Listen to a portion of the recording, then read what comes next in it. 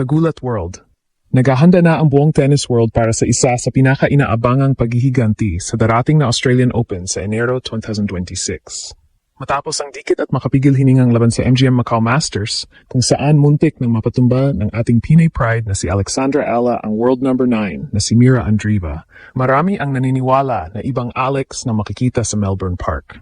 Ang pagkatalo sa Macau, pagamat sa score na 4-6 at 2-6, ay nagsilbing mitsa para sa mga tagahanga ni Ella na asahan ang isang beast mode na bersyon ng ating pambato. Nakita ng lahat kung paano kinuha ni Alex ang abante sa bawat set, na nagpapatunay na ang agwat sa pagitan niya at ng mga elite players ng Russia ay halos maglaho na. Sa darating na Australian Open, hindi lang basta ranking ang nakataya, kundi ang dangal ng Pilipinas sa isa sa pinakamalaking entablado ng tennis. Ang naging karanasan ni Alex sa Macau, kasama ang kanyang makasaysayang ginto sa SCA Games, ang magsisilbing sandata niya upang gulantangin ang mga manood sa Australia. Ang mga fans ay sabik na makita kung paano babasagin ni Ella ang depensa ni Andreeva gamit ang kanyang mas pinatalas na mga strokes at mas matibay na mental game. Ito na ang pagkakataon para sa isang redemption story na yayanig sa buong mundo. Habang papalapit ang pagtatapos ng taong 2025, ang buong atensyon ng tennis community ay nakatuon na sa pagsisimula ng bagong season sa Australian Open 2026. Para sa mga tagahanga ni Alexandra Ella, ang tournament na ito sa Melbourne Park ay hindi lamang isa sa 4 na pinakamalalaking Grand Slam. Ito ay isang pagkakataon para sa isang makasaysayang paghihiganti. Matapos ang naging laban nila ni Mira Andreeva sa Macau, kung saan ipinakita ni Alex na kaya niya makipagsabayan sa lakas at bilis ng isang world no.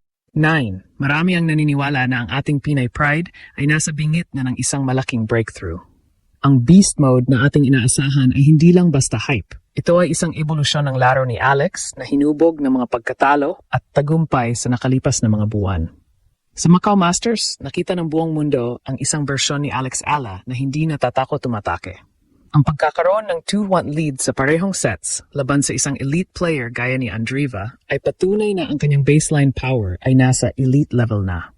Ngunit ang naging aral sa Macau ay ang kahalagahan ng consistency at patience. Ang mga fans ni Alex ay naniniwala na sa darating na Australian Open, mas mapapalakas pa niya ang kanyang service games at mas magiging matalino sa pagpili ng mga pagkakataon kung kailan tatapusin ang puntos. Ang beast mode na binabanggit ay tumutukoy sa isang atletang may killer instinct, yung hindi nahahayaang makabalik ang kalaban kapag nakakuha na ng abante. Isang malaking bentahe para kay Alex sa Australia ay ang suporta ng mga Pilipino roon. Ang Melbourne ay kilala sa pagkakaroon ng malaking Pinoy community na palaging dumaragsa sa bawat laban ni Ella. Ang enerhiyang ito mula sa crowd ay madalas magsilbing gasolina para kay Alex upang ilabas ang kanyang pinakamagandang laro. Kung sa Macau ay naramdaman ni Andreeva ang pressure mula sa isang agresibong Ella, asahan na sa Melbourne ay mas doble ang tindi nito dahil sa ingay at hiyaw ng mga kababayan nating uhaw sa tagumpay sa larangan ng tennis. Ang Happy Slam ay maaring maging Golden Slam para sa ating pambato kung maitutuloy niya ang kanyang momentum mula sa pagiging SCA Games champion patungo sa professional circuit. Dagdag pa rito, ang training ni Alex sa Spain ay inaasahang mas magiging intensibo para sa Australian Open. Alam ng kanyang mga coaches na ang laro ni Andreeva ay nakabase sa matinding depensa at counterpunching. Upang mabuwag ito, kailangan ni Alex ng mas matalas na angles at mas matatag na mental fortitude. Ang rematch na ito ay hindi lamang tungkol sa kung sino ang mas malakas pumalo, kundi kung sino ang mas handang magsakripisyo sa bawat mahabang rally sa ilalim ng mainit na araw ng Australia. Ang buong mundo ay nakasubaybay dahil ang laban ng Ella versus Andreeva ay mabilis na nagiging isa sa mga pinaka-exciting na rivalries ng bagong henerasyon. Upang tuluyang magulantang ang buong Australia at mapatumba ang isang higante gaya ni Mira Andreeva, hindi sapat ang husay lamang.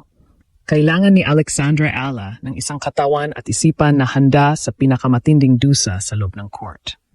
Ang Australian Open ay kilala hindi lamang sa prestihyo nito, kundi sa malupit na kondisyon ng panahon. Ang tindi ng sikat ng araw sa Melbourne sa buwan ng Enero ay kayang magpabagsak sa kahit sinong atletang hindi handa.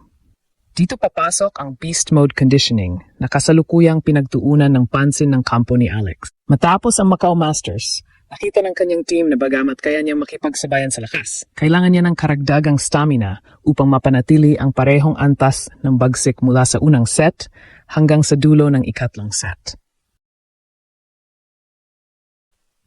Ang physical conditioning ni Alex sa Rafa Nadal Academy ay inaasahang magiging mas brutal na yung mga huling linggo ng 2025. Ang layunin ay gawin siyang mas mabilis sa pag-abot ng mga bola at mas matatag ang mga binti para sa mahabang baseline rallies.